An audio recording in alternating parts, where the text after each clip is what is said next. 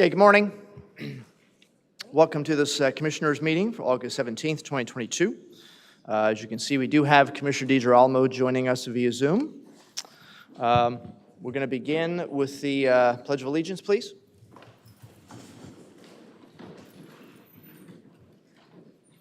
Pledge of Allegiance.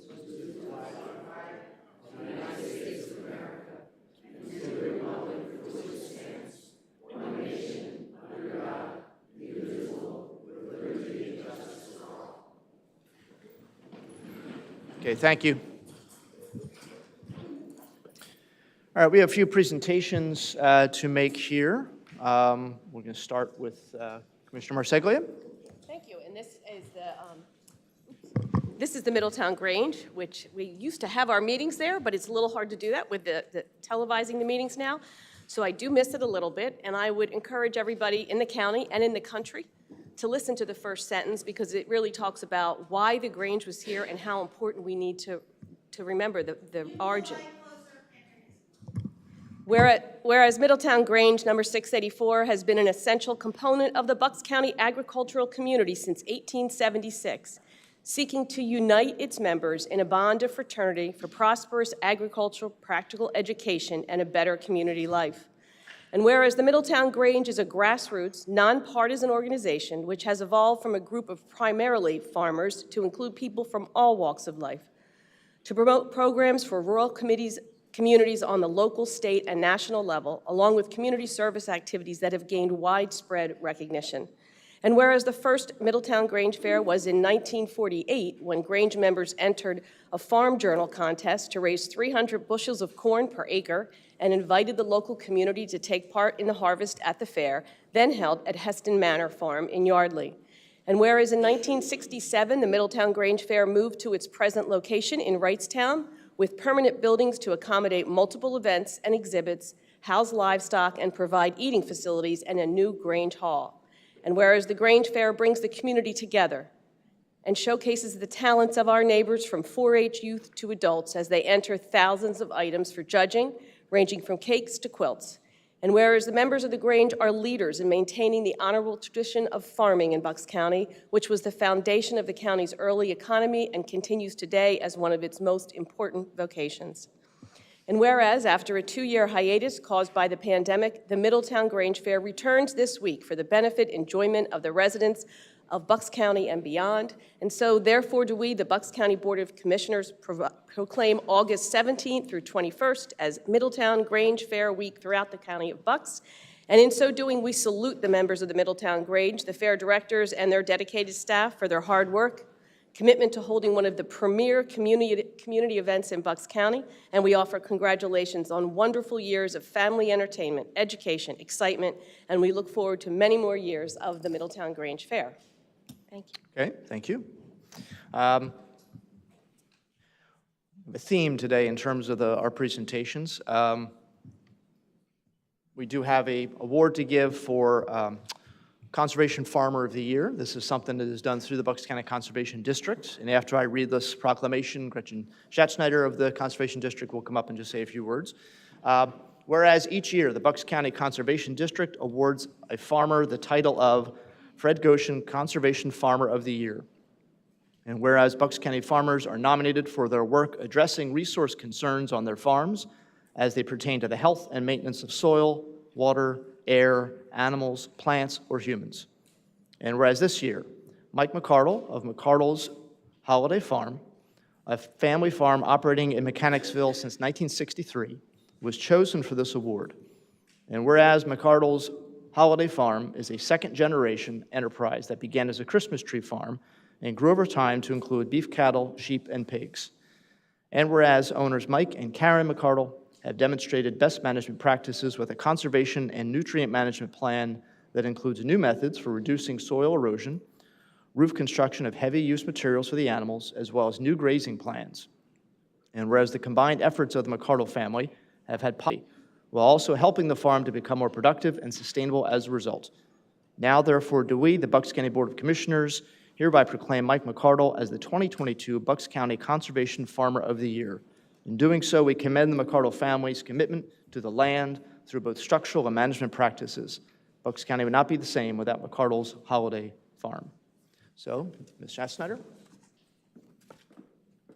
Good morning and thank you. I am here on behalf of the McCardle family to say thank you very much to the commissioners for this presentation, as well as my thanks from the Conservation District for helping us award one of our local farmers. They are currently at the Grange Fair this morning. They would have loved to have been here in person, but they have multiple children with multiple animals and multiple clubs that they are bedded down with, and they're going to be presenting there throughout the day. So I offered to receive this award in their stead, and an extra thanks for your graciousness in making sure that they had a smaller ceremony at the Grange Fair this morning. So thank you very much. And just a plug for all of our residents in Bucks County. If you are neighbors with, friends with, or know of a local farm that you believe is going above and beyond to improve soil and water quality within the county and deserves to be recognized, the Conservation District does award this each year, and we are always open to nominations and hopeful for input from the public. So please help us in our journey or our endeavors to recognize our local residents that are benefiting the rest of us by their good practices. Thank you very much. Have a great day. Thank you. And you want this, Gretchen? Yes.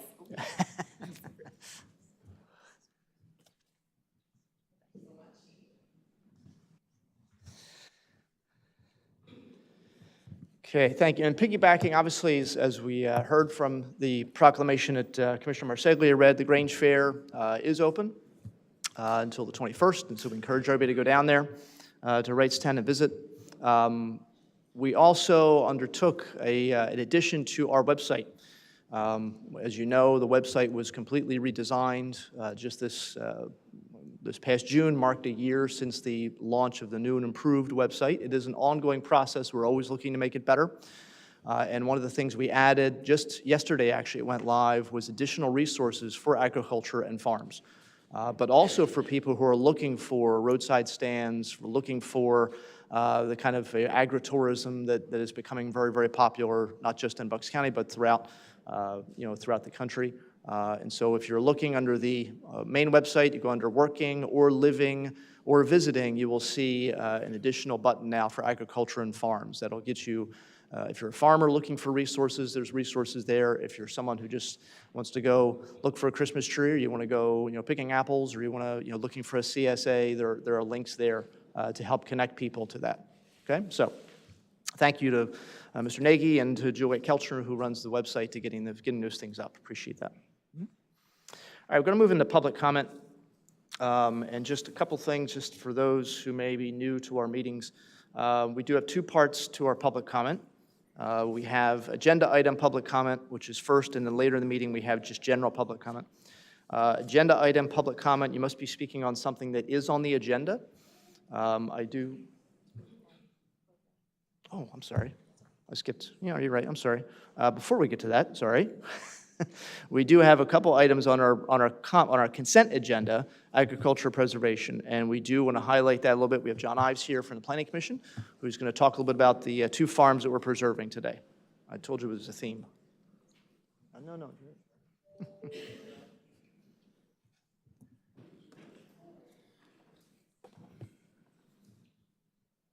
Great, thank you for having us here today. Today on this first day of the Grange Fair, in which the county celebrates its agricultural heritage. Yeah. All right. Great. Well, today we would like to get approval to preserve 169 acres on two farms in Bedminster Township. And before I talk about the farms, I'd like to introduce the farm owners and one of our Ag Board members that are in attendance here today. I'd like to introduce John and Catherine Hunsberger, and their granddaughter Claire is here today in attendance, which is great. And I'd also like to introduce Matt Goldberg and Kelly Berland from the other farm that we're hoping to preserve today. And also from our Ag Board, Bartley Millette is here to show his support, so just want to thank Bart for coming in today. The first farm I want to talk about is the Hunsberger farm, which John and Catherine have owned and operated this farm for over 40 years. Next slide. It ranked number 1 on our 2021 application list because of its rich prime agricultural soils and because of its location. The agricultural conservation easement will preserve 62 acres of that land, and that land has been feeling the pressure of development. As you can see in that slide, on either side of the property, there are single-family small lot developments that are bordering the property. So by preserving this property, we'll have many positive aspects, positive benefits. One of these positive benefits includes protecting the land for future food production. Another benefit is preserving the natural features. As you can see, it has a large swath of woodlands and some drainage ways within the property. And another benefit is maintaining the property values within Bedminster Township as well as areas around Dublin Borough. Next slide. The farm is adjacent to already deed-restricted land and is 100% family farmed. As you can see in the slide, the light pink outlines represent deed-restricted lands relating to homeowners associations, and the dark pink is land that is from farms already preserved through our program. Next slide. The farm is a crop farm that grows hay, corn, and soybeans, and its preservation will help protect the scenic views in and around Smith School Road, Dublin Borough, and Bedminster Township. In addition, all the existing farmstead buildings are in great shape and will be maintained as such. Next slide. This preservation will have 4 co-grantees: Bedminster Township, the Heritage Conservancy, which is a local land trust, Pennsylvania, the state, and the county. The price per acre will be $16,000 an acre, and the cost for the agricultural conservation easement will be just over $1 million. The county will be responsible for 37.5% of the total cost, which equates to $376,860. And I just want to thank the Hunsbergers again for being here today, and thank you for submitting your application. Next slide. The second farm today is the preservation of the Goldenberg Burland Farm. This farm ranked number 6 on our 2021 application list. The proposed easement on this farm will be for 106 acres, and it will be the 48th farm preserved in Bedminster Township through our program. Next slide. The farm is located on Sweetbriar and Slaughter Roads and is comprised of 4 tracts. It is adjacent to an already preserved farm and within a mile radius of 8 other preserved farms through our program. And with the preservation of this farm, it will create a cluster of over 308 contiguous acres of preserved land in this part of Bedminster Township. Next slide. The farm is very productive soils. They're all class 1 through 4, and the preservation will help protect a portion of the east branch of the Chamonix Creek. And with that protection, that includes the large forested area that runs through 2 of the tracks, as you can see in the slide, as well as the riparian area. Next slide. The farm grows hay, corn, and soybeans and is family farmed, and will also, like the Hunsbergers farm, will protect the scenic views in Bedminster Township. There are 3 proposed co-grantees on this for this easement: Bedminster Township, the state, and the county. The total easement cost is $1,448,000, which equates to be about $14,000 an acre. The county will cover 3.5% of the overall cost, which is just under $52,000. So with your approval today, we can preserve 106 acres on this farm, as well as the 62 acres on the Hunsberger farm, for a total of 168 acres. And with the addition of these 2 farms, it will bring our total farms preserved count up to 241 farms, and our total acres up to 8,538 acres, which is getting close to that 20,000 acre milestone. And with that, I'd just like to say thank you for your support for the Farmland Preservation Program, and hope to see everyone at the Grange Fair today. Thanks. Okay, thank you. Appreciate all the work and appreciate, obviously, the farmers' willingness to cooperate and also the Agricultural Preservation Board for their work. And we'll take a look at these 2. As you said, this will be the 47th and 48th farms in Bedminster that will be preserved. So, so thank you for all the work. Appreciate being here. Yep.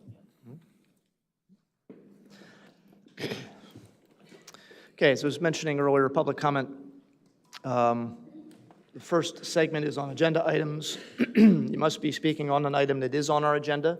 As I said, there are, in looking at the sign-in sheet, a number of people who have signed up to speak about the Bucks County Water and Sewer and the negotiations that they are having with their, or with, I should say, with Aqua.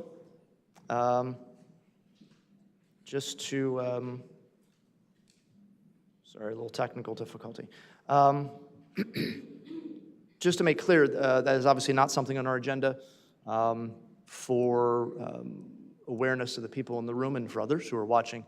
On Monday, this county did send to the Water and Sewer Authority a comprehensive list of about 50 questions that the county has about the negotiations, about operations in general, about regulations with the Pennsylvania Utility Commission, and a lot of other things that the finances, things that we are not privy to, things we're not involved with because we're not part of the negotiations, things that we felt we needed to know as a county, staff, and elected officials in order to really get a clear picture.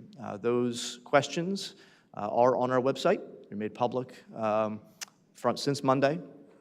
They were also shared with the Bucks County Association of Township Officials and also sent to all the state senators and state representatives that represent Bucks County for their awareness as well. And I think also sent to municipal managers throughout the county. I think, Mr. Nagy, did it go to municipal managers as well? Okay, thank you. So again, just trying to make sure that people are clear. We're trying to get answers to questions, probably a lot of the same questions that people in the public have, elected officials have. So trying to make sure that that we know everything that's happening. So there might be questions of us later that we just aren't going to be able to answer because we just don't know. So, but obviously people are free to exercise their right to free speech and come and ask and make comments if they want to. So we'll start with public comment on agenda items. And I see, as I'm looking at the list here, Janice Hobbs. Palecchio, is that a hyphen? I'm not sure if it's, yeah. You wish to speak? Yeah.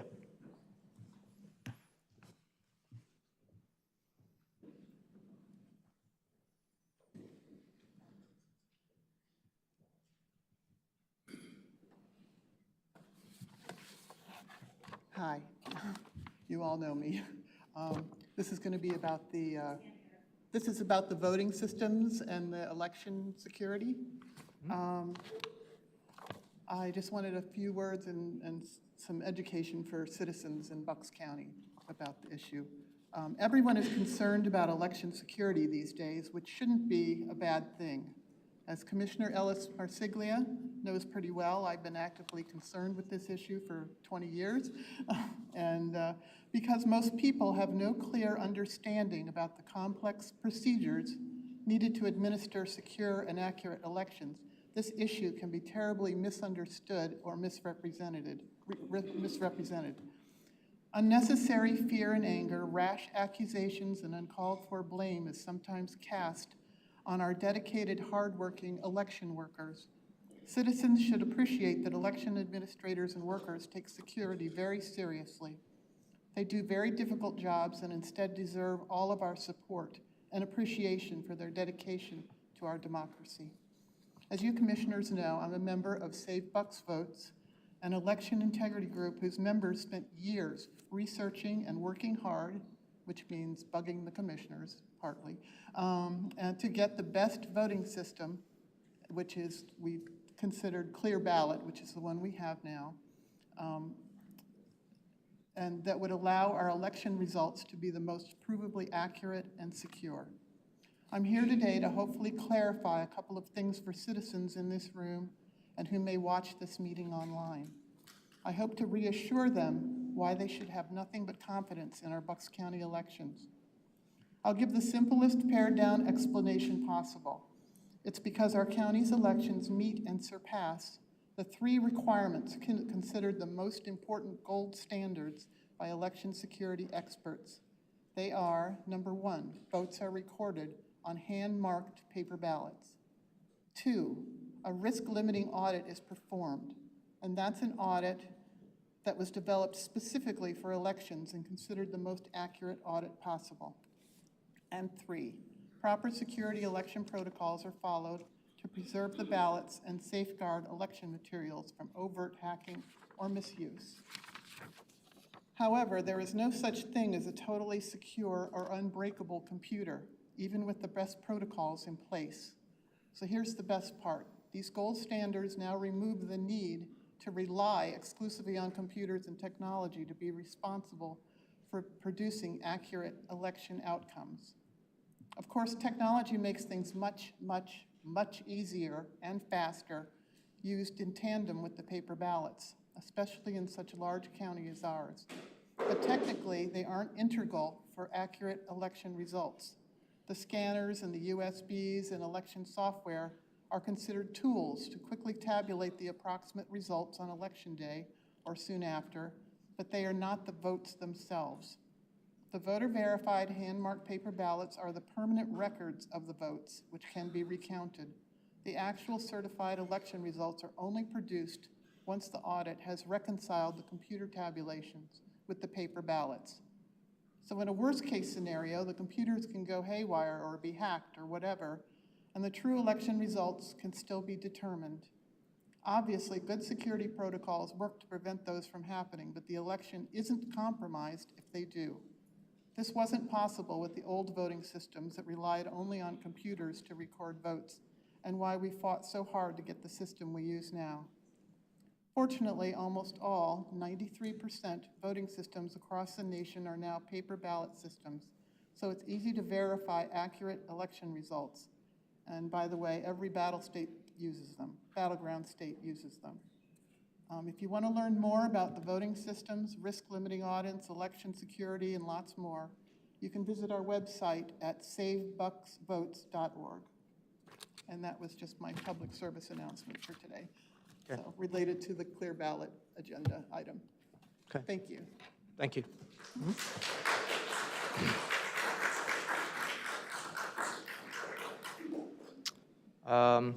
Judy Dixon?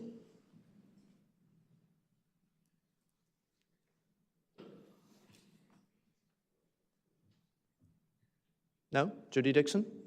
Maybe skip and come back to her. There was a little one and stepped out. Okay. All right. Julie Kimmel?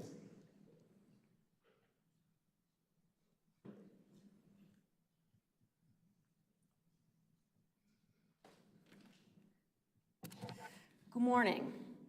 I'm trying to speak into the microphone so folks can hear me. My name is Julie Kimmel. I'm a resident of Doylestown, and I am also speaking on agenda item 3A, our contract with Clear Ballot.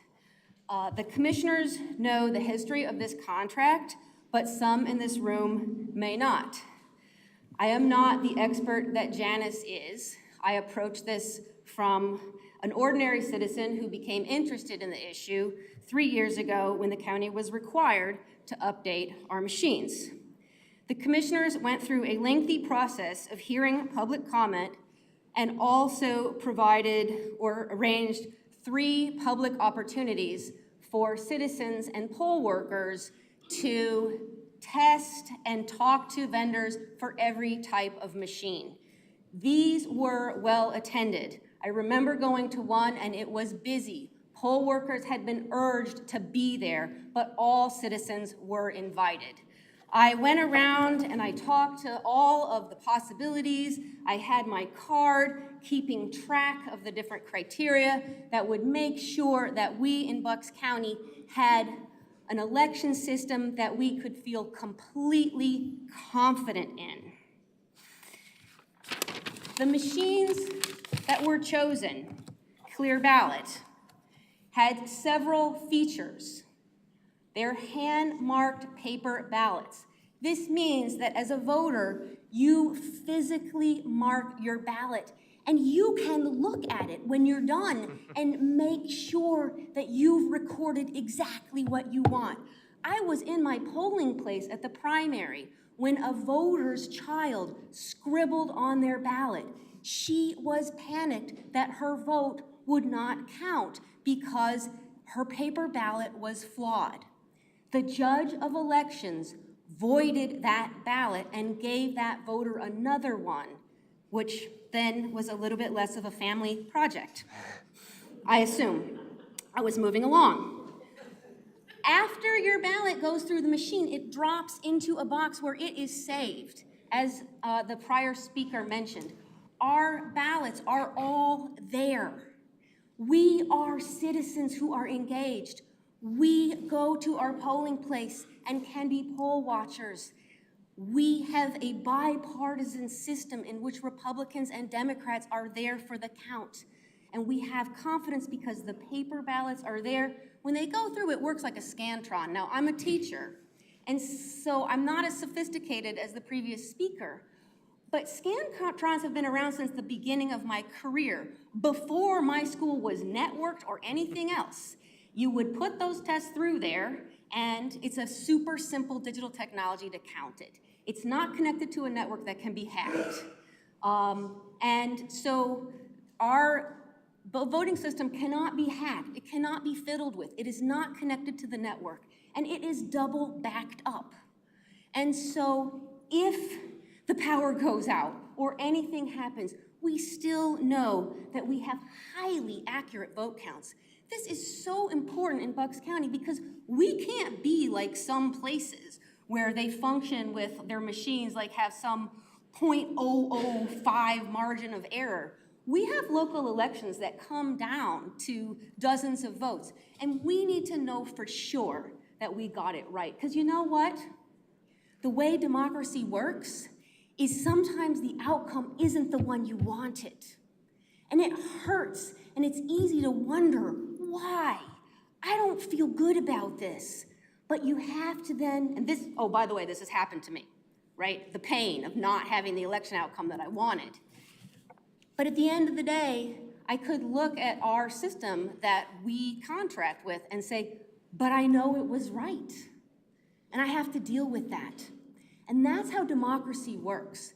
And the reason I'm speaking about a mundane budget item for a very reasonable amount of money is because I'm aware that there are citizens in my county who are questioning this process. And we have a process that is as transparent, as carefully selected, and as backed up and verified as our process is. I can only conclude that when people question this process, they're questioning our democracy itself. And I would invite them to fully understand how our process works so that whether the outcome is the one they wanted or not, that they can support our democracy, which is a system in which we choose our elected officials by voting. Thank you very much. Thank you.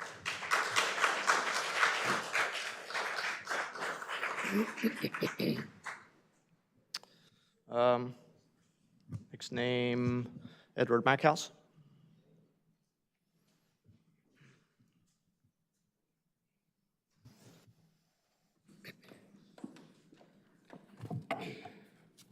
Hello, I'm Edward Mackhouse from Buckingham.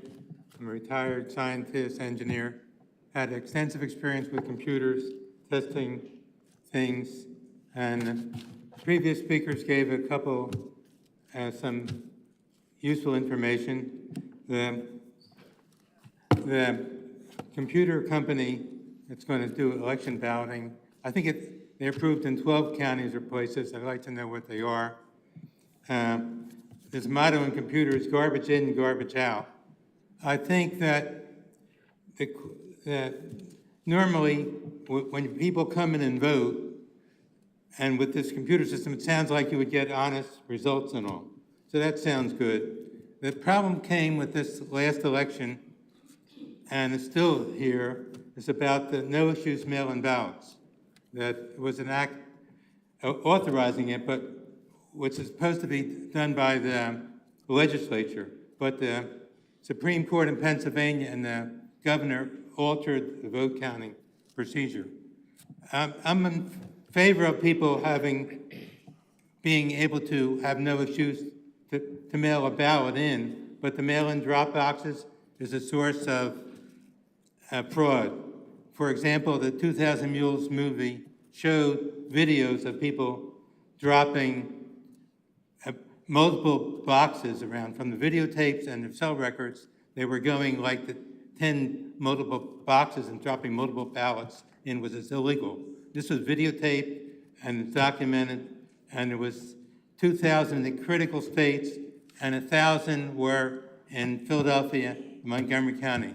To my knowledge, none of these people were prosecuted and or investigated, and there hasn't been anything done about this. So to get honest elections, you got also the media should, democracy, First Amendment rights is the right to question balloting in the process. So I would go to the Epic Times, EPOCH, newspaper and TV, and Penridge has an election integrity newsletter, and there's Republicans who are investigating this. There shouldn't be counting of the absentee ballots at night without the presence of both parties and the media. There shouldn't be 70 million people voted for Donald Trump, and they said, well, he won the election. But the night of the counting the ballots, when some mysteriously millions of ballots were counted at the last minute without anyone else being present, and the next day the claim was Bush that Biden won. And then we have the January 6th committee. We had 1 million people, of the 70 million people that felt that Trump won, 1 million came down to the Capitol to protest and ask the Congress to do the right thing. And on the east side of the Capitol, they had instigators. Intifada, some of these mules that were like in Philly came in and instigated, and the doors were open and let people come into the Capitol, and then innocent people were beaten up on the east side under the overpass and killed, beaten to death by police, and one woman was shot. And so people have the right to question the investigation, and the government should be bipartisan, and it shouldn't, never before was the president a person attacked and attorney-client privileges. The lawyers who are trying to defend these people, their records are seized, like the records of Trump, passports are seized. And Brian Fitzpatrick, a former FBI agent, is saying that we should release that information. Trump, as president, had the right to declassify all this information, all the investigations of Hillary Clinton and Biden. He released that. He had the authority as president to declassify it. Now they're going to say he released classified documents. It's his right as president. Trump couldn't keep his mouth shut. No one suspects that he has secret things. He opens his mouth and says more than he should say. Hillary Clinton and others are the ones that you suspect that have things to hide. So the things that they took, passports, investigating his wife's stuff, underwear and stuff, this is a new low for the FBI. And I think that we should, I understand they approved Biden, Hunter's seizure going there, but they should follow the rule of law and the rights to maintain integrity of bipartisan election thing. So thank you for your efforts to be bipartisan, keep honest elections. I think it's a little higher standard here than in Montgomery County under Shapiro. Hasn't been there for a while. Okay. Beth Curcio.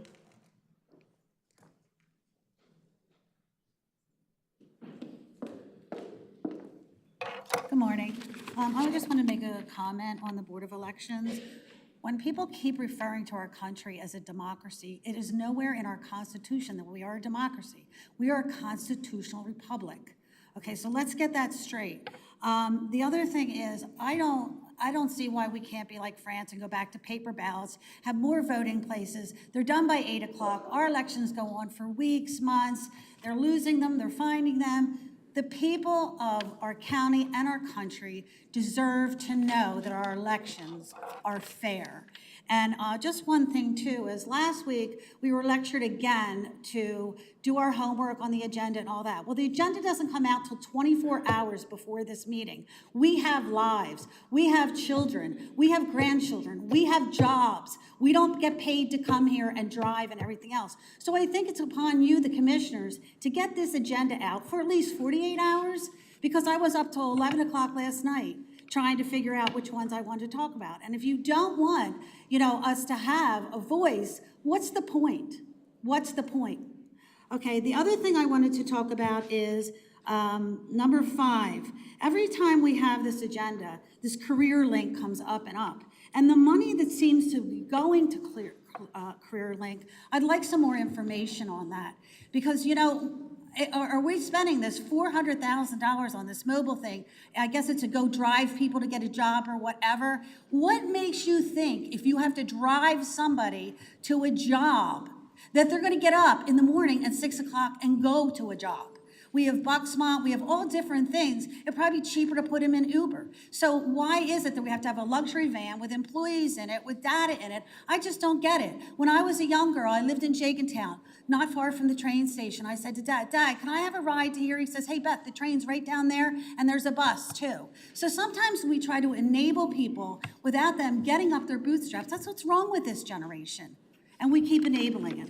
Okay, the other thing is in the health part, when it says the health department, and if you just answer these questions for me, is what the difference is. You're saying revenue. Okay, so I went on the CDC website last night, and now tuberculosis is coming up. Now, I can speak on this matter because my daughter does have tuberculosis in her system. She is 34 years old. She was diagnosed with it from a TB test when she was in college. I took her to a specialist. It's airborne, especially with all these illegals coming in. And the treatment was like 2 different things. I chose not to have her treated for that. She's fine. She's the mother of 3 healthy children. But again, my daughter never had any inoculations. So her immune system is to the top. Okay, so you have down here 38,000 of revenue. Could you explain where that's coming? There's less than 8,000 cases in the country, just so we can know why this money is needed for this. Maybe we should be giving people zinc, vitamin C, vitamin D, and all those things that really help the immune system and stop, poisoning their systems from the time they come out of the mother's womb with all these inoculations. 72 inoculations before a child is 7 years old. Crazy, just crazy. All right, Pennsylvania Department. So then the 360 revenue approved and increases extension federal immunization grant. Could you let me know where that money comes from? All right, and let's see. Oh, and the one other thing I wanted to, you have this money for a nursing home for haircuts for people. It may seem like a small amount, $6,000, but I'm wondering why a Neshaminy senior citizen place needs to go to Marlton, New Jersey to get a salon. I think if I walked around Neshaminy, we could take care of our own community. I could find some salons there. I know my mother is in a nursing home in a different state, and we have to pay for her haircuts. But that's just on that. So I thank you for your time, and I'd like some answers to those. Thank you.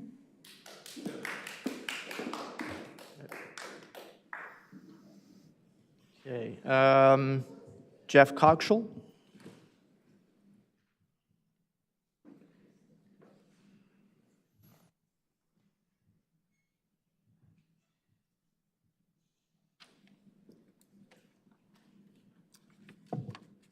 Good morning. My name is Jeff Coxell. I'm a resident of Doylestown Township. For 3 years, from 2017 to 2019, I was a member of the Save Bucks votes. The acronym SAVE stood for Secure, Accurate, Verifiable Elections. I joined the group that included Janice, who spoke earlier, and Madeline Raleigh, who I'm sure would love to be here today if she could. That had been at it much longer. They'd been working to get hand-marked paper ballots for Bucks County going back more than a decade. In 2018, some of the members of our group took an online course on securing digital democracy that was offered by the University of Michigan's J. Alex Halderman, who's a recognized expert in the electronic voting security who has testified before the U.S. Senate. I mention this to indicate the level of dedication of our group. Recently, There are some public comments that seem to me to be designed to sow distrust in our elections. We know that false claims about the 2020 election have prompted anti-voter laws and mistrust in the process in many parts of the country. We all need to work to make sure that that mistrust does not take root here. Election officials, civic groups, and media must act against the threat of election misinformation. We must ensure that our community is educated about how our voting system works and understands that it is safe, secure, and verifiable.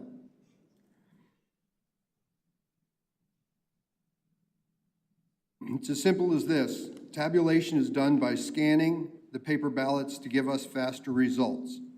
With more patience, we could just count the paper ballots, as is done in the case of a hand recount. That would be a lot more patience necessary for that. The accuracy of the tabulation is confirmed by risk-limiting audits. If an audit fails, then we know that we need to hand count the paper ballots.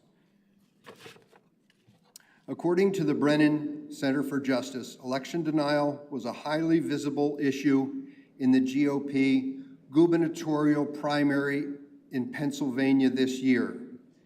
And it looks like efforts will be made to continue the spread of misinformation in the general. We must be clear that our voting system is not compromised, that we should have complete confidence in it. Thank you.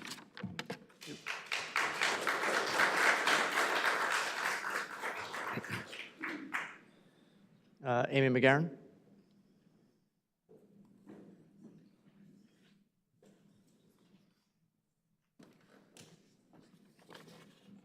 Hi, I'm Amy McGarren from Doylestown. In 2020, I was hired as a temporary worker for the Bucks County Board of Elections, and I can say that the process is secure, transparent, efficient, and honest. The 2020 election has taught us that election security and electoral integrity is of the utmost importance. Across the country, unpatriotic extremists are taking over election administration, threatening to further undermine our democratic institutions.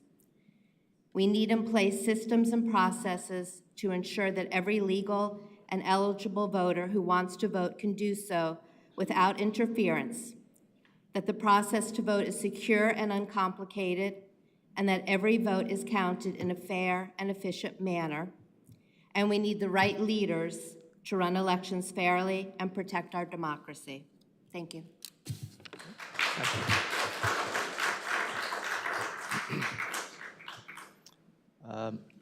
Matt McGarren.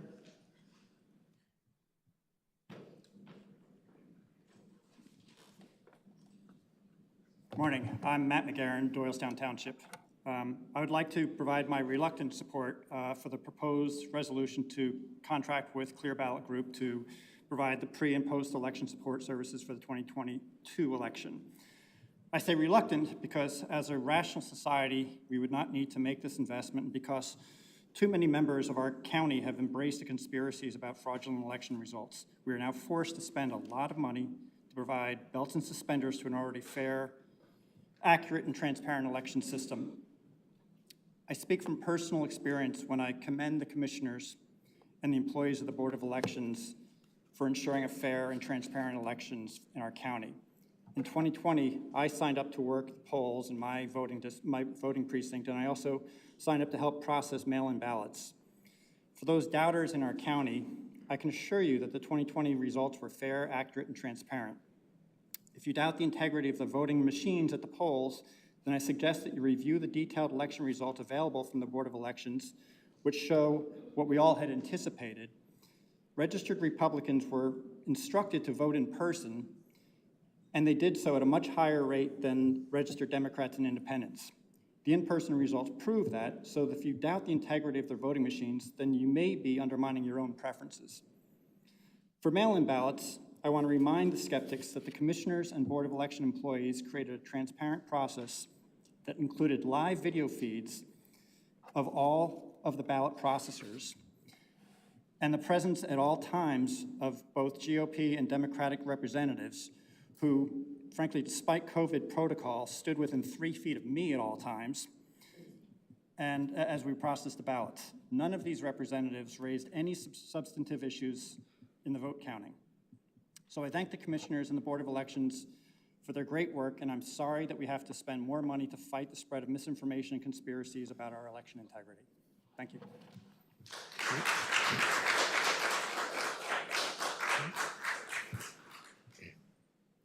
I see Ms. Dixon has come back in. Did you wish to speak, Ms. Dixon? Okay.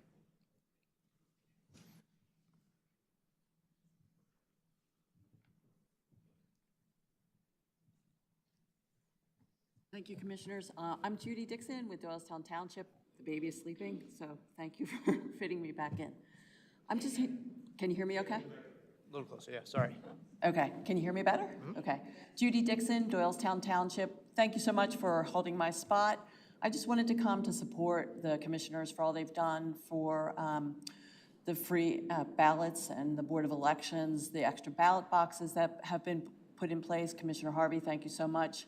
As the head of the Board of Elections, we very much appreciate your efforts for free and fair elections, and I think that you've done a great job with that.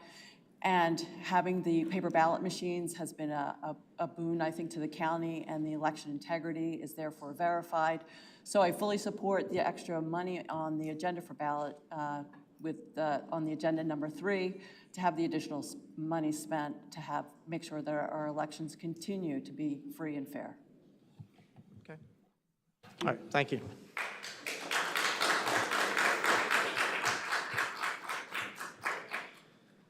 All right, we've actually reached our half-hour limit for public comment on agenda items. So we're going to move forward with our consent agenda. For the minutes from August 3rd, 2022, are there any comments or questions regarding the minutes as they are presented?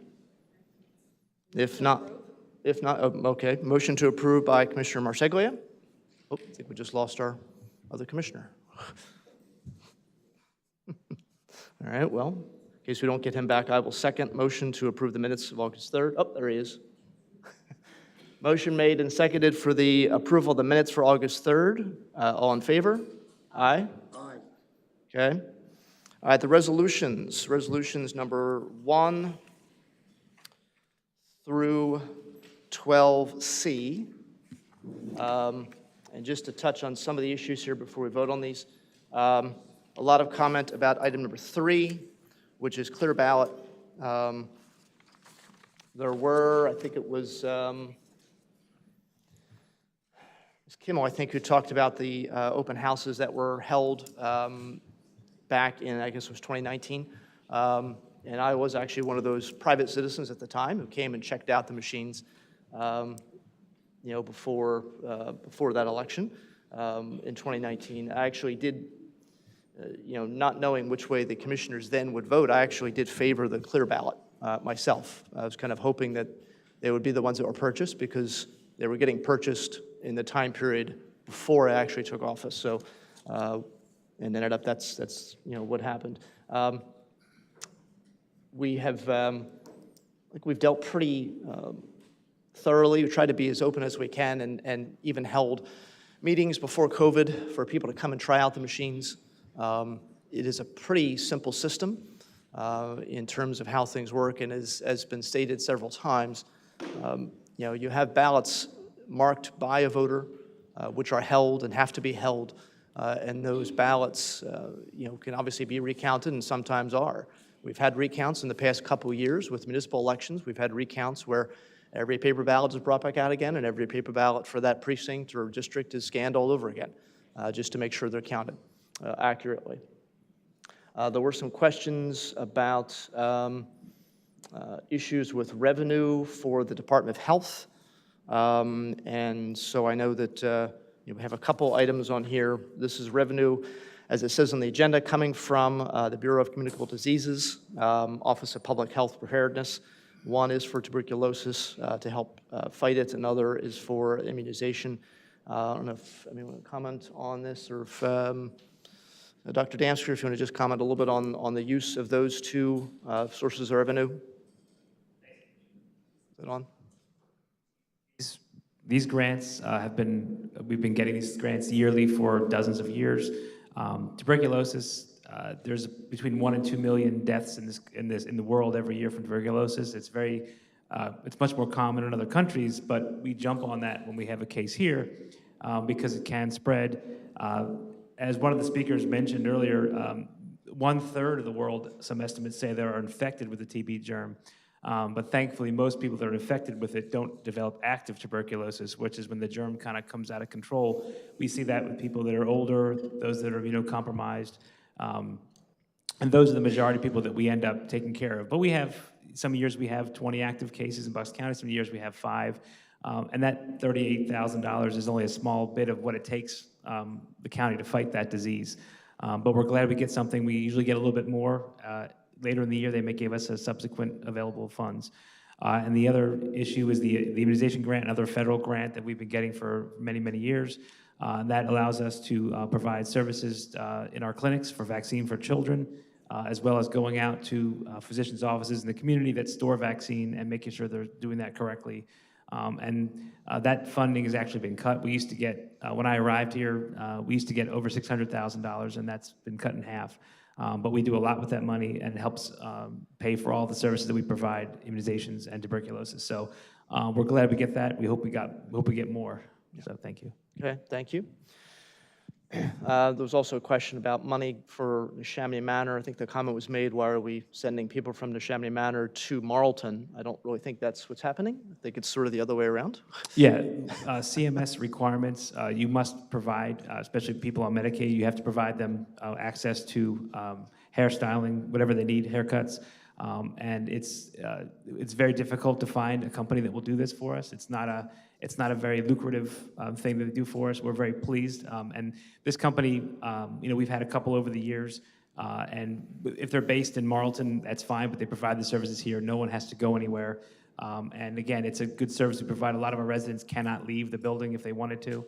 And we provide it on site. And I think it's a great service, so we're proud to keep doing that. Okay, thank you.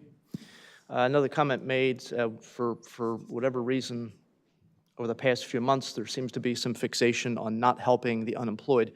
I know the unemployment rate is low. It is still, even though it's under 4%, the unemployment rate equals, based on our workforce numbers here in Bucks County, we're still talking about somewhere in the area of 13,000 people who are unemployed. A lot was made of the $400,000 being spent on a mobile CareerLink vehicle that can go to places and help individuals, different fairs, career fairs, things like that. I can't do the numbers that quickly in my head. I taught social studies, not math, but $400,000 to help 13,000 people. It's money well spent. I think this board feels it's money well spent. So. Yeah, it's not about giving people rides to work. It's really about bringing, services to them. So, all right, and just some other highlights, just based on what we're doing today. As you heard, agriculture preservation, about $428,000 for our behavioral health development of programs, which is helping those children and adults who have intellectual or physical disabilities. About $2.3 million is being spent in this budget, $30,000 for children and youth. We are moving forward on continuing to get as green as we can, replacing some of the lights through general services with LED lights, continuing to provide support for victims of domestic violence and the homeless, additional training and strategic planning for some of our human services staff. Our Prison and Workforce and Economic Development Board are working together, about $385,000 being spent on reentry services under the leadership of Director Kratz and our corrections. He has moved forward pretty aggressively with trying to do as much as we can to help those people who are leaving the prison re-enter society as successfully as possible so that we don't see them again.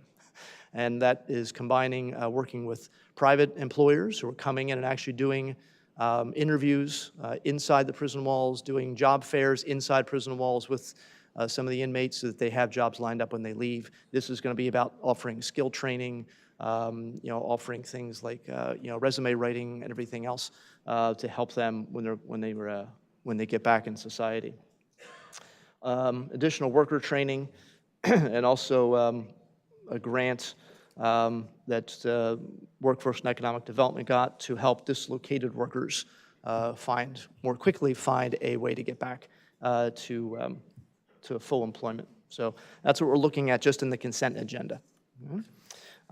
So if there are no more comments or questions, is there a motion to approve the consent agenda, items 1 through 12C? So moved. I see Mr. DiGirolamo with his hand up, so Commissioner, so moved. Second. Okay. You might be muted, maybe not. No, it's okay. All in favor? Aye. Okay, that's an aye. All right. Okay, moving on to our regular agenda. For item number 13, this is a memorandum of understanding with the Bucks County Intermediate Unit for Project Search. We have a few people here. Becky Pinto, I believe, is here, and Lori as well, to talk about this project. We had this last year and highlighted it. Please, if you don't mind, coming forward.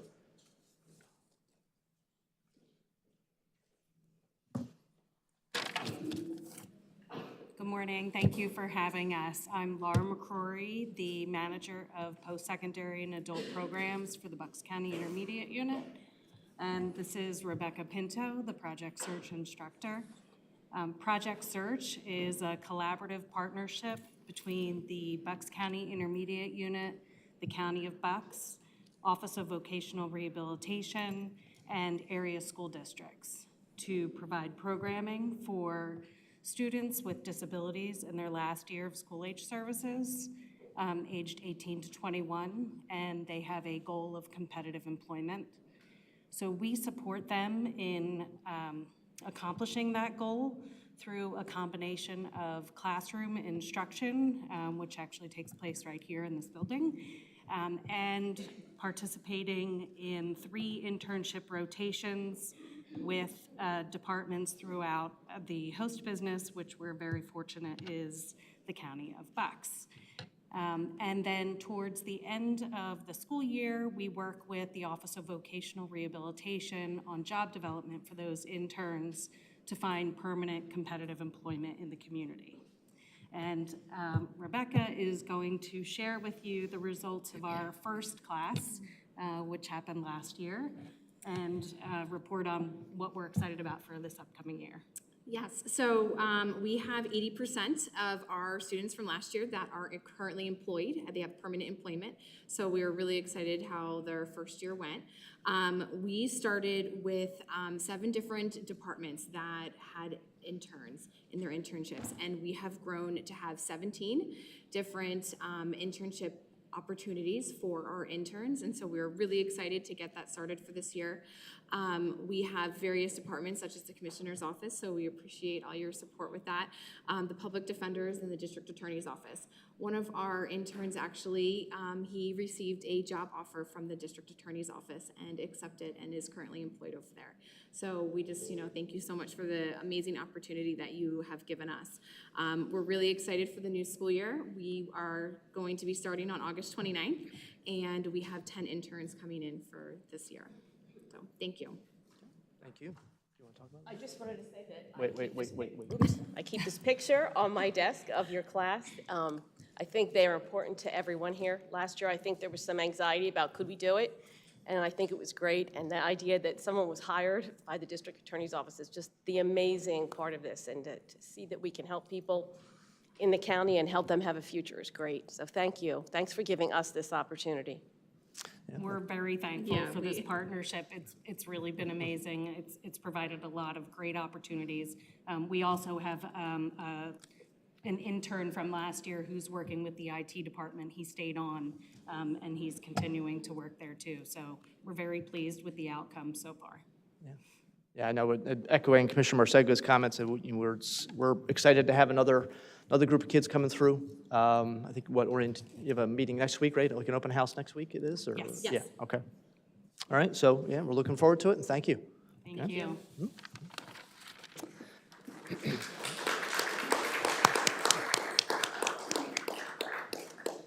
The other item on our regular agenda is with the Bucks County Community College. This is approving an American Rescue Plan Act, ARPA, funding to establish an Office for Veterans Affairs and Returning Adults. Tim Wynn, our Director of Veterans Affairs, is here to speak, as are a few representatives of the Community College.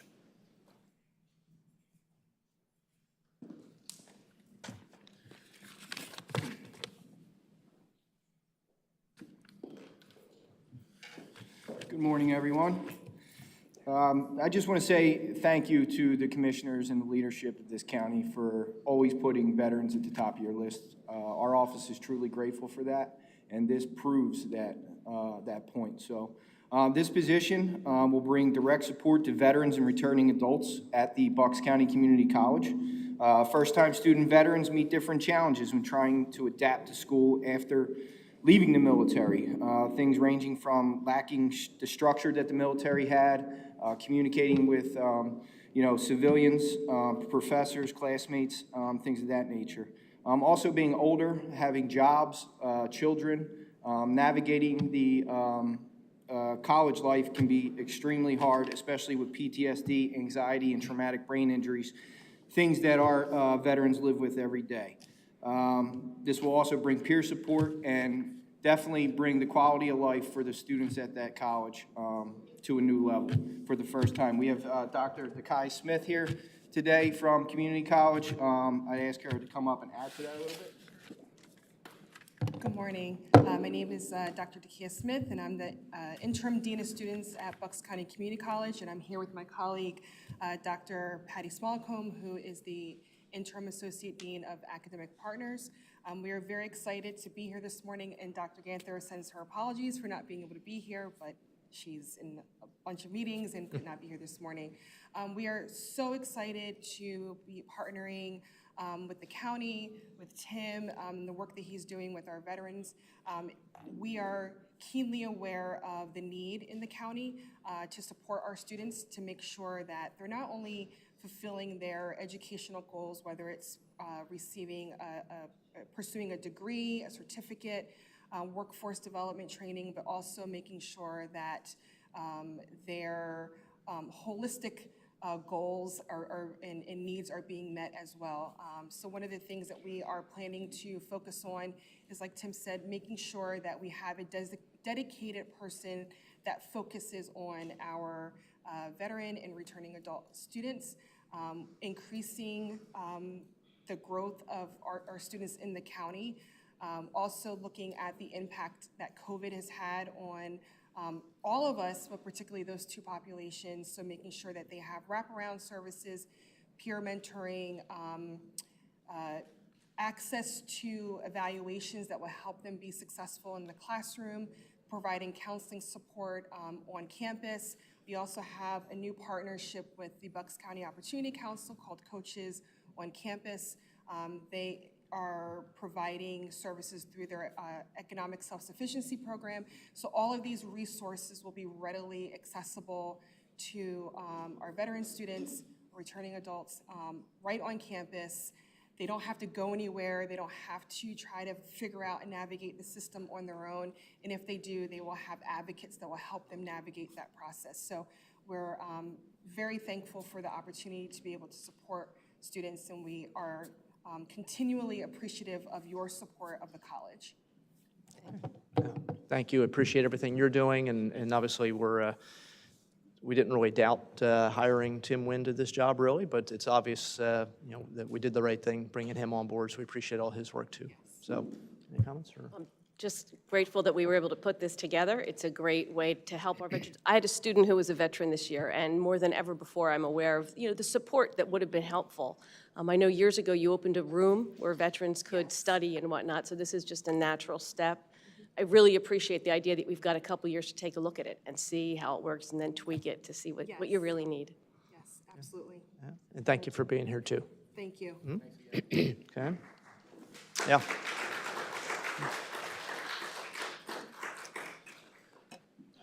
So if there are any comments or questions on either items 13 or 14? Not me. All right. If not, is there a motion to approve items 13 and 14 on our regular agenda? Motion to approve 13, 14. Is there a second? Second, if you can hear me. Yep, I got you. All right, motion made and seconded. All in favor? Aye. Aye. Aye. Okay, thank you. All right, personnel actions. The commissioners vote only on the personnel actions that are directly under our supervision, not row or courts. Any comments or questions regarding personnel actions? None. Okay. Okay. Is there a motion to approve the personnel actions? Motion to approve? Okay, second. All right, all in favor? Aye. Aye. Aye. Board appointments, we have 2 for today. To the Conservation District, Mr. Joel Roney, who is a new appointment. He's finishing actually the term of Scott Smith as a farmer. His term will actually end the end of this year, December 31st, 2022. And to our Drug and Alcohol Commission, a new appointment, Gary Tosti. His term will end August 19th, 2025. Is there a motion for those 2 appointments? So moved. Second. Okay. In the spirit of full disclosure, one of these 2 appointees is a relative of mine. Neither of these positions are paid, and so therefore there's no conflict of interest. Motion made and seconded on these 2 appointments. All in favor? Aye. Aye. Aye. Okay. All right, other civics, there are 3 requests. Boston Legacy Foundation, $250. Garden of Reflection, $2,000. Gilda's Club, $4,000. Is there a motion to make those contributions? So moved. Second. All in favor? Aye. Aye. Chief Operating Officer, Ms. McKevitt? Thank you, Commissioner. As I know our department heads know and row officers and courts know, our budget cycle has begun. The packet was distributed this week. So our timeline is that they have till about a month to get it into us. And then by October 28th, we'll have a draft to the commissioners for review. A lot of work has to be done in between now and then. And then November 23rd is our goal to post the preliminary budget. Following that, we're looking to schedule hearings, public hearings in December, and with the ultimate goal of passing a final budget the last meeting in December. So our staff is working hard right now, I know they are, to try and deliver a budget that will be acceptable to the commissioners. But as I said, there's a lot of work to be done. And then secondly, I'd like to ask Tim Wynn to join us again and talk about an act that was passed on August 3rd by the Senate, bipartisan act called the Promise to Address Comprehensive Toxics. It's called the PACT Act. A very important, is he still here? Yes, he is. Oh, did he? Here he comes. Okay. And he's back. Come on up, Tim.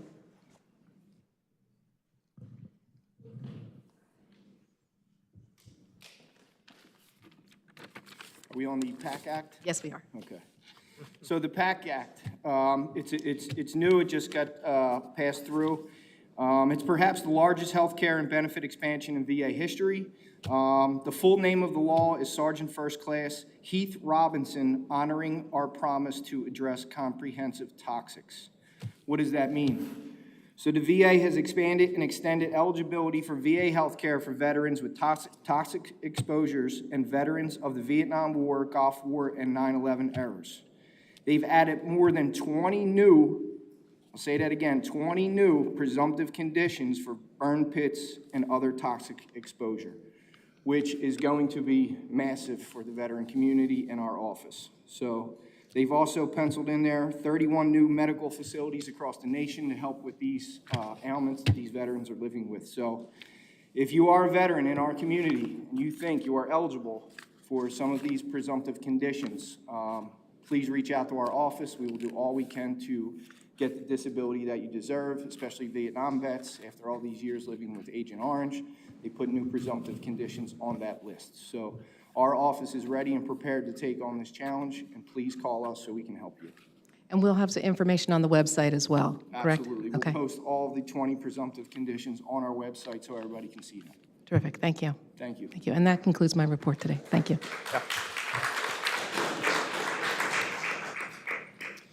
Okay, Solicitor's report. We have Ms. Fitzpatrick here instead of Mr. Khan. Thank you, Commissioner. I'm filling in for County Solicitor Joe Kahn while he's on summer vacation. First, the board had its standing executive session yesterday. which they conducted with staff and legal counsel to receive information and to discuss personnel matters and pending litigation matters. I will also share that the Law Department is excited to be putting on its 4th CLE on August 30th. The CLE course will be a multidisciplinary and multi-county perspective on human trafficking, led by the Law Department's Deputy County Solicitor, Chelsea Jackman. We're excited to partner with both the Asian Pacific American Bar Association of Pennsylvania, of which Solicitor Khan is a member, and the Bucks County Bar Association. The Bar Association will be hosting the CLE at their building here in Doylestown. Thank you. And for those of us who aren't lawyers, CLE stands for? Continuing legal education. Okay, all right. So, yeah, that's something I think is important. I really am proud of the work that our solicitors, our law department has done, really becoming a resource to attorneys throughout the county, offering classes so that attorneys who have to, get a certain number of CLEs over the course of however many years can get something that's meaningful and delivered by people who they know and interact with. So thank you, appreciate that time, you're stepping in. All right, brief public comments. So going back to our list here. Ray Post.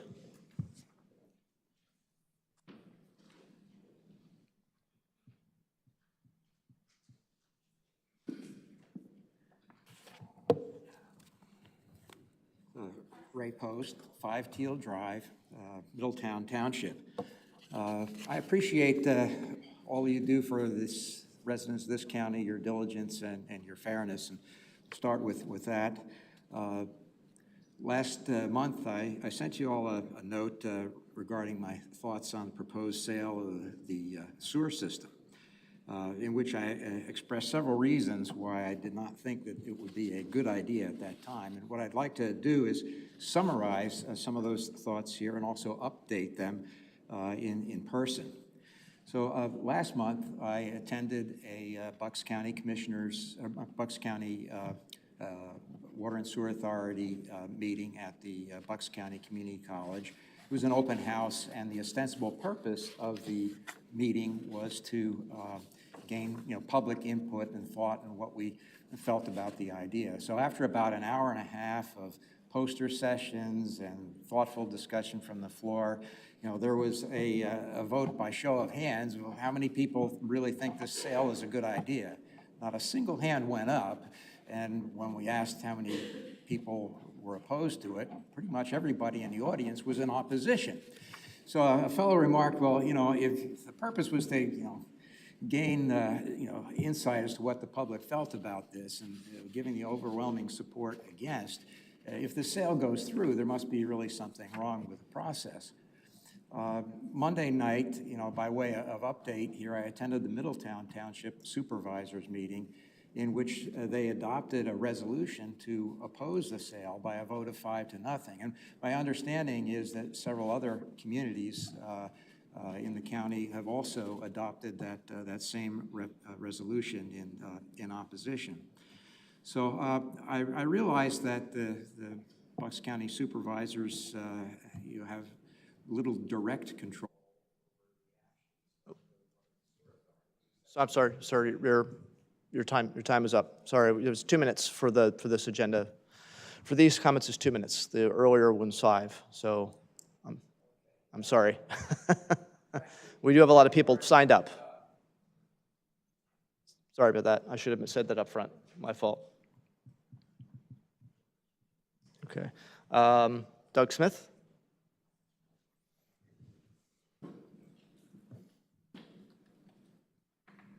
I'm Doug Smith, and I live in Doylestown Borough, and I'm a ratepayer for Bucks County Water and Sewer, and have been since almost they started.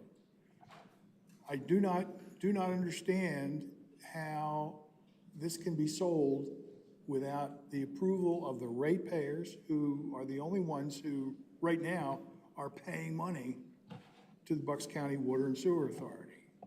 I don't believe that the county gives them any more money than what they get from rates. There's no reason then for rates to go up when we would hire a private company to do the same thing. And I would encourage the commissioners not to be Not to think that $1 billion is a lot of money. It is, but it's not our money. We don't deserve it. We didn't invest it. We don't need it. Please do not approve this sale. You have the authority to do that. Do not approve this sale.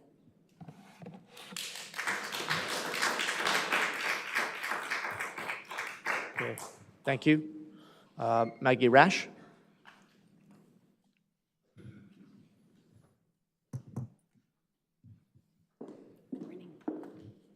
First, I want to just comment on what's gone by and thank you so much for your work in land preservation.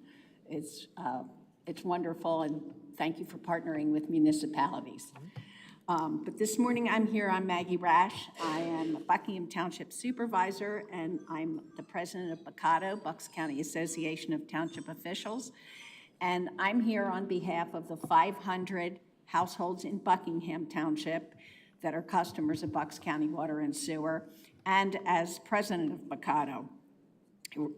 And I'm here to speak about regarding the sale of the Bucks County Water and Sewer Authority to Aqua Pennsylvania.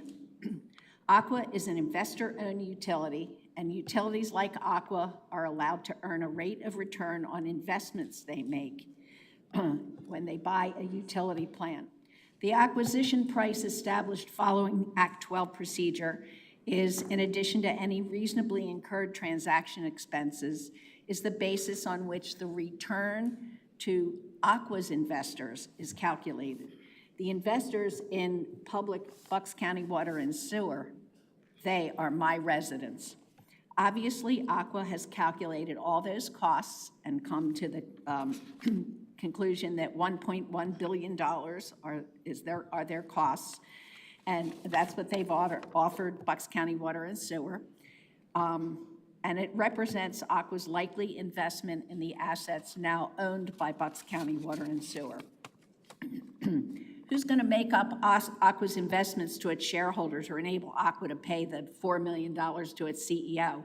That'll be on the back of the ratepayers of Bucks County. As members of BCATO, we're invested in what's best for our residents, and based on the data we received and Aqua's history of raising rates on customers of acquired public water systems, we stand firm in our opposition of the sale of Bucks County Water and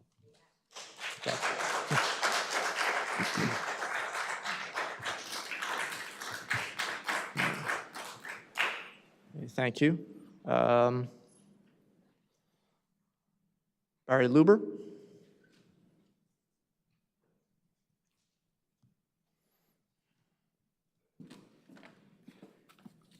Thank you. Good morning, Commissioners. Nice to see you in person and Gene on TV there. My name is Barry Luber. I'm Warrington Township Manager. I'm here on behalf of Warrington Township, but not only Warrington Township. I'm here representing the many municipalities that are either wholesale or retail customers of Bucks County Water and Sewer Authority. These municipalities include Warrington Township, Doylestown Borough, Doylestown Township, Pendle Borough, Middletown Township, Plumstead Township, and Salem Township, Buckingham Township, Langhorne Manor Borough, Langhorne Borough, New Hope, Richland Township, and in Montgomery County, Upper Dublin, and Springfield Townships. And there may be a few others that I missed, but a lot of customers in Bucks County. We are in the process of forming a consortium to fight the sale of Bucks County and Water Sewer's assets to Aqua. The above municipalities have either passed resolutions or on the sale, opposing the sale, or are in the process of getting their respective boards to pass resolutions opposing this sale. We are here today to voice our opposition to the sale to Aqua for the following two primary reasons. One, sewer rates will skyrocket and there will not be any local control that residents will have. Aqua's history has shown through prior acquisitions that rates have risen by over 40% and in many cases much higher. Additionally, as Aqua acquired other systems, our residents, our customers, rates will also rise again. We understand that Bucks County and Water Sewer is working on a plan for rate relief for our residents, but that rate relief will end at some point, at which time our customers' rates will rise dramatically. We commend you to commissioners for your well-thought-out and comprehensive questionnaire that was recently sent to Bucks County Water and Sewer Authority, and encourage you to follow up with them until they provide you with the answers. We thank you for your time and consideration.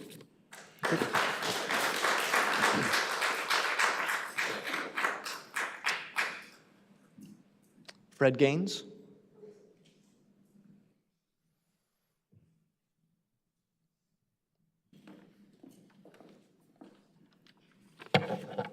I am here as the elected representative of the 25,000 residents of Warrington Township. Following a series of over 20 public meetings and hearings, our Board of Supervisors elected to sell our water and wastewater utilities. One of the major requirements was that they would be sold to a financially stable, well-managed, government-operated, not-for-profit, regulated company. Although an offer was received from Aqua of nearly $40 million, we sold our wastewater utility for $16 million to the Bucks County Water and Sewer Authority. This was done with their assurance that they met our criteria and had no plans to sell the facility.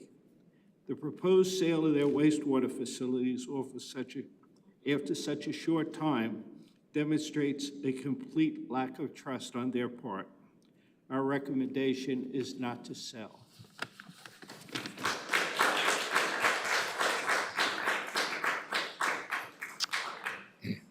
Ada Miller.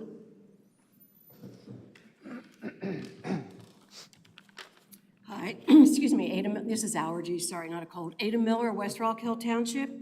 I come here today to thank you all for everything you are accomplishing here in Bucks County. Through programs like Co-Responder, Suicide Prevention Task Force, and the specialty courts, you are making our community safer, reducing incarceration, but more importantly, providing valuable services to individuals and families. It should be noted here that the state has failed to increase base funding to county-provided mental health services for over a decade. You, the commissioners, brought us through COVID, kicking and screaming, thank you, programs and services guiding my disabled daughter to be the best she can be, thank you. Our elections are now more secure through your implementation of verifiable paper ballots. Pre-canvassing of mail-in ballots would speed up the counting of votes while slowing down the circulation of misinformation through social media, but again, the state has let us down. Bucks now has a sustainability plan for protecting our environment, saving energy, conserving resources, and preserving farms. I am thankful the three of you, despite expected disagreements on varied issues and policies, present a unified front to the public. So thank you for that. This is so important for us, for the community, to see that.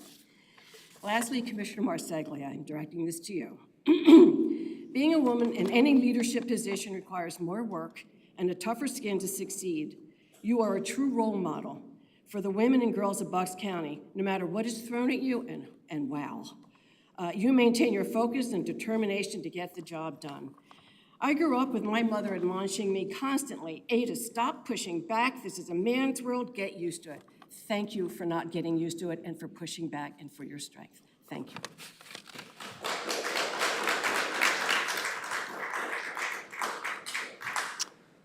Stacey Mulholland.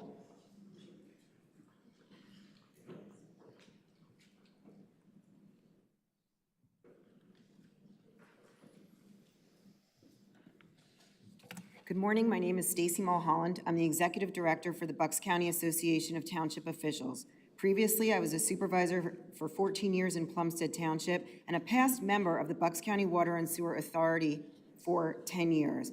I'm here today to voice my opposition to the proposed sale of Bucks County Authority's sewer system to Aqua, Pennsylvania. While an astronomical rate increase is a major concern to me as a ratepayer and to the Bocado membership, so is relinquishing local control to a for-profit investor-owned entity. During my 10 years on the board of Bucks County Water and Sewer, we held 2 meetings a month, giving ratepayers the opportunity to face the board, face the decision makers. Let me contrast that to an authority meeting that I just mentioned, to how the executives at Aqua described the open houses held a few weeks back. These statements are from the investor call transcript of August 4th, 2022. CEO Chris Franklin. But I think number one, we have a pretty defined strategy, communication strategy, which includes setting up microsites and websites that put full information out there. For the hearings that we had for Bucks County, we organized them like an expo so that constituencies interested could get a full view of the company's expertise, its people, how we perform. So it wasn't rows of chairs and everybody throwing rocks at each other. It was much more collaborative. I realized that's not what our opponents want. They want rows of chairs so they can yell and scream. So commissioners, this is what Aqua thinks of the people that voted for you, your constituents. They see the residents of Bucks County, like me, ratepayers, and the locally elected leaders present at the meetings as uncivilized opponents, not ratepayers deserving of a chair or a seat at a meeting and a microphone to voice their comments, much like I'm doing today, much like dozens of people do at municipal meetings month after month. I respectfully request that you not relinquish local control of Bucks County water and sewer assets to a for-profit investor-owned entity and instead continue the mission of the authority as outlined in the articles from 1960. Okay, thank you.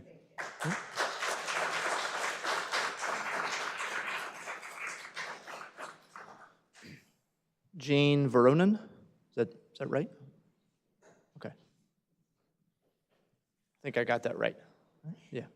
Everybody mispronounces it. It's Veronin. Yeah, okay, that's not good. Jeannie Veronin, Buckingham Township.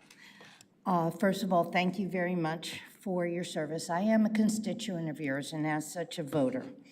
I am here to please beg your intervention on this sale of BCWSA to Aqua, Pennsylvania. I was at the Dog and Pony Show in Percy with all their colorful posters and everything. But I can assure you, after a 20-year career with Merrill Lynch, another 15-year career as a contract supervisor, I can tell you that there is every way to get around any kind of clause in a contract. And to be assured by BCWSA that there will be no rate hikes for 10 years, I'm here to tell you, I'm calling BS. Secondly, I am convinced that this is not in the interests of your constituents who put you all up there. And the fact that they are going to raise our rates, even if it's after 10 years. I've lived in Buckingham for 22 years. I plan to be there, God willing, another 22. So, but at that point, I'll be on Social Security. These rate hikes, you got a resolution from Doylestown Township imploring you all not to go forth with this. I will end my last 24 seconds with a very simple premise. Nonprofit, if they make a profit, they have to reinvest it in their entity. For profit, they're only there to keep their stockholders happy. Nonprofit, for profit. It doesn't make any sense, and you can't convince me a for-profit company's. Okay, thank you.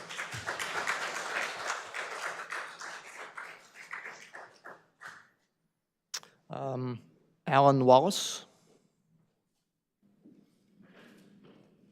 Alan Wallace? No? Okay. Barbara Lyons?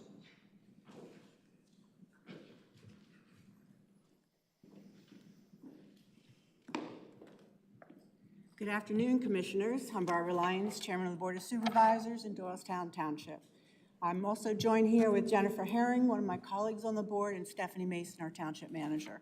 Last night we passed two resolutions. The first resolution passed was in opposition to the sale of Bucks County Water and Sewer Authority to Aqua, Pennsylvania. In addition to us passing that resolution, I was told this morning that Doylestown Borough, Langhorne Borough, Pendle Borough, Plumstead Township, Lower Southampton Township, Richland Township, Bedminster Township, Middletown Township, and Springfield Township in Montgomery County has also passed a resolution, and many more are in the works. We also, the second resolution we passed was joining the consortium of other municipalities who are organized to create and add funds to the opposition and fighting it through legal counsel, consultants, and experts. I want to say, I suspect that most of the other municipalities will join the consortium as well. We're in opposition not only because, of course, the cost and increase is sure to come despite the PUC regulations, but also local control. And I can tell you, as a supervisor in Doylestown Township for 20 years, we started a sewer study 20 years ago. And we had a lot of opposition. We had a lot of people opposing. Of course, it was cantankerous. It was difficult. We had to get the science all together. Bucks County Water and Sewer was with us the entire way. They attended hundreds and hundreds of meetings. When we finally got the sewer system approved, it went in without issues with the Bucks County Water and Sewer Authority. They worked with the residents, they worked with the township, and thankfully last night, we made our last payment to Bucks County Water and Sewer for the completion of that system. So I want to tell you that that's a really important aspect of maintaining local control. People are closest to their local government. We are closest to the authority. And I urge you, on behalf of all of our residents, to oppose the sale. Thank you.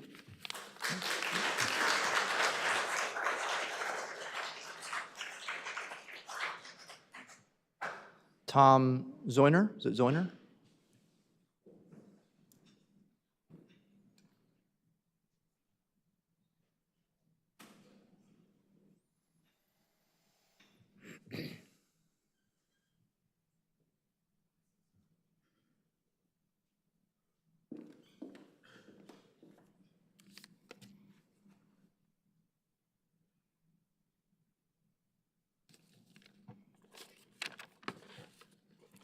Good morning. My name is Tom Zuner. I'm the Executive Director of the Northampton-Bucks County Municipal Authority.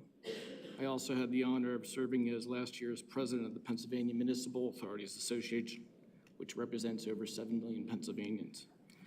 Aqua Pennsylvania has made an offer for the acquisition of the Bucks County Water and Sewer System for $1.1 billion. The Northampton-Bucks County Municipal Authority is one of the largest, if not the largest, wholesale customer of Bucks County. Our authority services more than 14,000 sanitary sewer customers, equating to 37,000 residents. Prior acquisitions by Aqua America in the southeastern Pennsylvania have been followed in short order by massive rate increases to the rate-paying public, calculated as a function of those inflated acquisition prices, including rate increases of 57%, 64%, 82%, for former municipal sanitary sewer customers after Aqua's acquisitions. Those were in East Norton, East Bradford Township, and Limerick Township.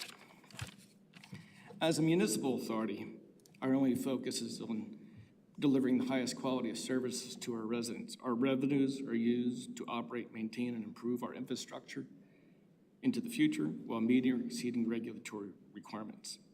Because we are a nonprofit authority, we answer to those we serve. Unlike essential utilities, a private investor-owned utility, we do not have shareholders. Investor-owned utilities, by their very nature, have as their primary core mission the generation of maximum profits for their investors and stakeholders. As your local publicly held authority, our mission is to do the right thing. It simply comes down to doing the right thing for those you are elected to serve. It's really a matter of right and wrong, and the right thing is stop this path of injustice. Thank you.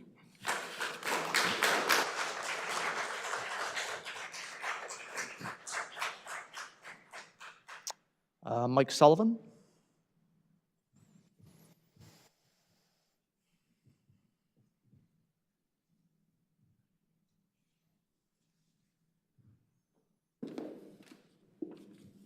Good morning.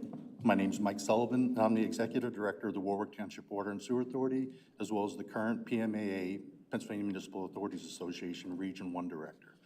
A small portion of Warwick's system is served by Bucks County through the Warrington system, which was recently purchased by Bucks County. My authority board has great concerns with the dramatic differential in cost to our authority and its customers should the proposed sale move forward. If Aqua Pennsylvania is a more efficient and cost-effective option to the county authority operations, why would we even need to discuss a rate stabilization fund? The county commissioners created the charter for the authority's existence and operations. If the current board and the executive team for the authority cannot successfully manage the mission as defined by the county commissioners, then it might be time to replace those individuals with professionals who can. Having responsible members on the board also establishes a level of accountability to the community and local ratepayers that will be lost in the sale to Aqua. As I've mentioned at several prior public meetings, you don't have to listen to Aqua's promises they make. You only have to look at what they've done in recent acquisitions. Keep in mind that when they tell you that they can spread costs to a wider rate base, well, that's a two-way street. They have several recently purchased systems and a few large proposed acquisitions that will be factored into future rates. Bucks County Water and Sewer Authority ratepayers and Aqua Pennsylvania water customers will bear those costs of the acquisitions without any direct benefit. Aqua has the ability to shift some of the sewer acquisitions costs to water companies in the county, so they will be affected too. Additionally, they will also implement their distribution system improvement charges to their bills in addition to the consumption charges. This is a surcharge to their bill that does not require PUC approval.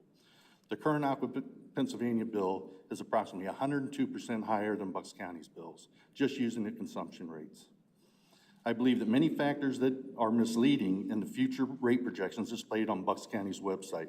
Much more detail should be provided related to rate projections. Okay. All right. Thank you, Mr. Sullivan.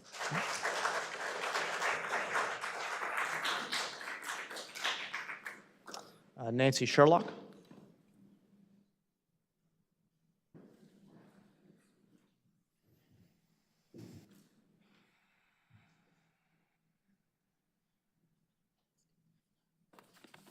Good morning, Nancy Sherlock, Morrisville.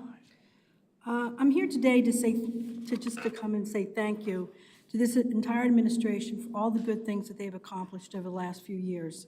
Just look around. There were many physical changes and upgrades as well as new equipment and processes that make this government more efficient now and with changes that will carry us into the future. We should be grateful that the commissioners and their team of departments continue to do the hard work to serve over 625,000 residents in this county. While I'm speaking of departments, the Board of Election, which is one of the most vital departments we have, has done a yeoman's job of making sure every vote counts and do all the work necessary, including during the pandemic. Shame on anyone who would disparage the integrity of the Board of Election and the dedicated workers. To those who do not trust this system and think it's fraudulent, have you ever worked on Election Day inside a polling location? I have for many years, and everyone I worked with, no matter their party, was proud to be able to be part of the process with integrity. It's time to put Stop the Steal to bed. Stop the Steal is not real, and it's a talking point for those who cannot accept defeat. Just get a grip, please start listening to the facts. It has been proven time and time again across this country that there was no steal to stop. No one person or no one governor should have that right to get rid of anyone's particular vote. So it is dangerous, and I'm asking you all to stop the rhetoric. Thank you. Enjoy the day. Good.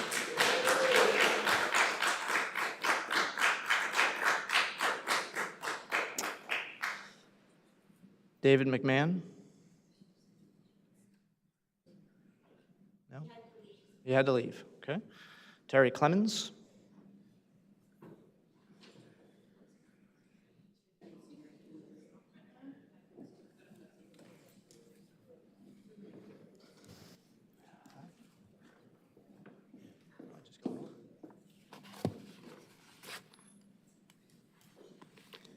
Terry Clemens, Buckingham Township. I've been a customer of Bucks County Water and Sewer Authority for 28 years and a Bucks County resident for nearly 50. I oppose the sale of the authority's wastewater assets to Aqua. These are my reasons. I will provide documentation supporting my statements following this meeting. Aqua has a history of obtaining PUC approval for substantial increases in rates it charges customers after it acquires an authority's assets. In negotiations with Warrington Township to purchase its sewage facilities, it acknowledged that Warrington Township sewer rates would increase by approximately 66% when it next applied to the PUC for a rate increase. I currently pay $576 a year for sewer service. A rate increase of 66% would result in an annual payment of nearly $1,000. Despite what the authority and Aqua have stated, I believe the above scenario is a much more accurate assessment of what sewer rates will be in Bucks County if Aqua buys the authority's assets. The PUC has granted Aqua rate increases even when administrative law judges appointed to hear rate cases recommended against those increases. The rate stabilization program proposed by the authority and Aqua doesn't add up and won't work. Aqua and other public utilities are pushing for control of wastewater and public water supplies throughout Pennsylvania. Act 12 and the currently pending HB 529 are examples. Aqua's efforts are well documented in an article in Nation magazine, which I will supply. In conclusion, I urge the county commissioners to use their considerable leverage to insist that Bucks County Water and Sewer walk away from the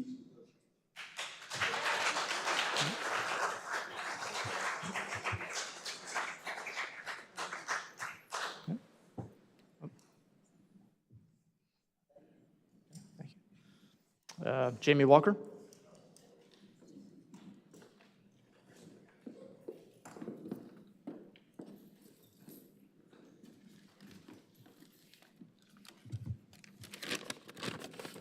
Hi. Okay, I'm just wondering if Joe Kahn was aware of my lawsuit against Central Bucks School District that I filed in June of 2021, stating that schools had to follow local health departments.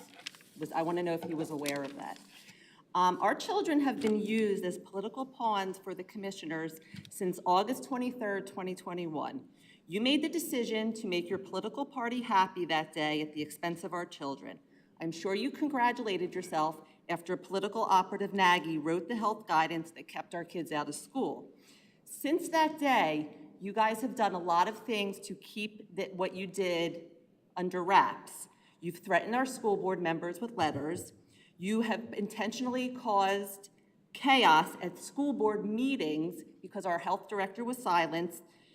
One of the political candidates against Brian Fitzpatrick actually used my school board meeting to call us extremists in her Facebook campaign. You've called, like I've said before, you've called me and Megan suicide triggers. You've created conspiracy theories about us at public meetings. You've had the security guard who resigned threaten my First Amendment rights. You had an armed security man two of them, follow me and Megan throughout this building like we were criminals. Your revolving door of lawyers have timed me out of many right-to-know requests. My first right-to-know request for Eric Nagy's emails was put in October 24th. I never received them. I've read through various right-to-know requests that you silenced our health director. He wasn't allowed to respond to media. He wasn't allowed to respond to the zoning officer at New Britain Township when she asked for his help. He wasn't allowed to get an award. And lastly, you are suing Megan and myself to hide the words of your political friends. And I hope you guys address if Joe Kahn knew about Yep. Okay. All right, that's the, use your 30-minute limit for public comment. Request that you extend the public comment time. We have a lot of people who want to be heard today, and that's how democracy works. Okay. All right, we're moving on to commissioner comment. Commissioner DiGirolamo, have any comment?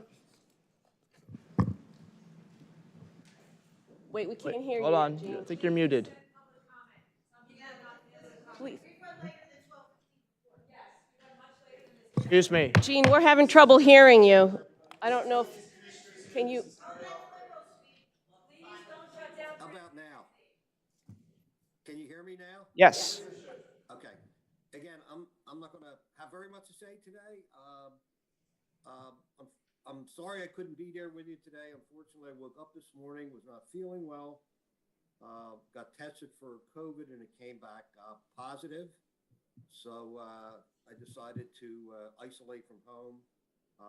I want to thank John Regula and the nice people at the IT department for being able to hook me up so I could attend the meeting and listen to all the speakers and be able to vote.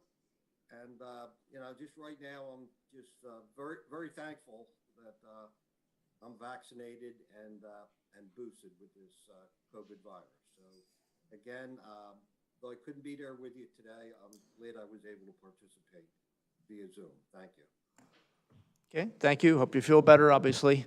Look forward to seeing you back in your office sometime soon. Commissioner Marseglia. Just a couple things. The first thing, I just want to thank everybody who took time out to come here and give us your feelings on Bucks County Sewer and Water Authority today.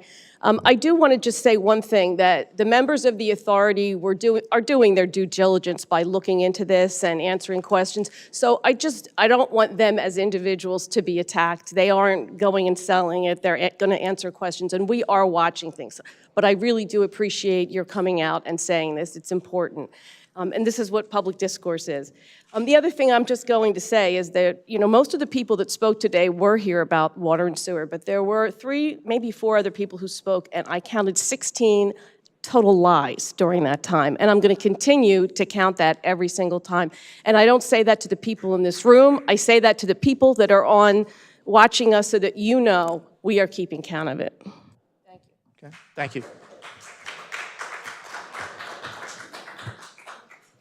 All right, just addressing a couple of the, just addressing a couple of the questions that were raised. Mr. Smith had asked a question which was about, does the county pay anything additional to Bucks County Water and Sewer? Isn't it just the ratepayers? And you're right, it is just the ratepayers. The county does not furnish any other funding to Bucks County Water and Sewer. So I just wanted to answer your question. I'll also mention that, and this is one of the questions that was raised, and you'll be able to tell which one it was, because if you read through the questions we posted, because I'm the one who asked it, when Bucks County Water and Sewer counts its customers, how many customers they have, are they counting situations like the one I'm in? For example, I pay, my sewer bill goes to the Township of Falls Authority. So, I know, because of the role I've played over the past couple decades, that they then transport that sewage to Bucks County Water and Sewer. The Township of Falls Authority does not have its own treatment plant. It's a conveyance system. And so if Bucks County Water and Sewer raises their rates, Township of Falls Authority raises their rates, which obviously is me and other people who live around me. And so obviously if there is a sale, Bucks County Water and Sewer, it will be Aqua that will then be in charge of those rates, which will then be reflected in rates that Township of Falls Authority pays.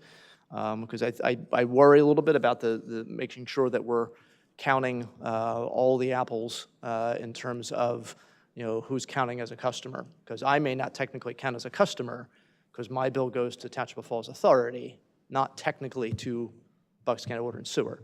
And so that's one of the questions that I personally asked in that sheet and those 50-some questions. And again, do encourage you to take a look at them. They are on our website. We did share them with the media as well because we wanted to make sure that people understood that we don't know the answers to these either. One of the things a few people did say to not approve the sale, and that's one of the things we're trying to find out is the information we're getting is that, and we've had, is that this is something that the commissioners wouldn't necessarily approve this sale. This is something that the Water and Sewer Authority has the right to approve. What happens to the funding after that is something that we would vote on. So there's obviously some concern on our end that making sure while we trust the members who are on there, we do think they're doing their due diligence. When you have a price tag that's that large, you do have to stop and think and take time and say, okay, let's weigh everything out here. And I do think that's the responsibility of elected officials like us and hopefully the people we appoint to boards and authorities. So, but we are keeping track of it. We do expect to get those answers to our questions sometime before the end of the month. And when those answers come in, we will make those public too. So I just want to echo some of the comments made earlier about Grange Fair and the Farmer of the Year and the preservation that we're doing.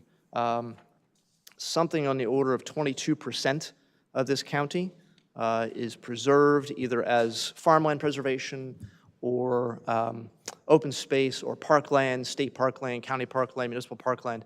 We know that there's a lot of preserved land in Bucks County, and it's something that we're proud of. We know that agriculture is a major industry throughout the state, and it is here as well. We're happy to celebrate the important role played by the farmers and all the associated professionals and companies that deal with farmers and work with everything they do. And so the Grange Fair obviously is a great thing. We're glad to have it back after a couple of years. And so encourage everybody to go out there, take the kids, take the grandkids, and enjoy, which should be, knock wood, great weather over the next couple days.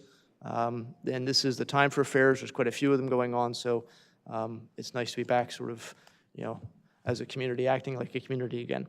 And with that, I'll entertain a motion to adjourn. So moved. See a second. All in favor? Aye. Thank you. Aye.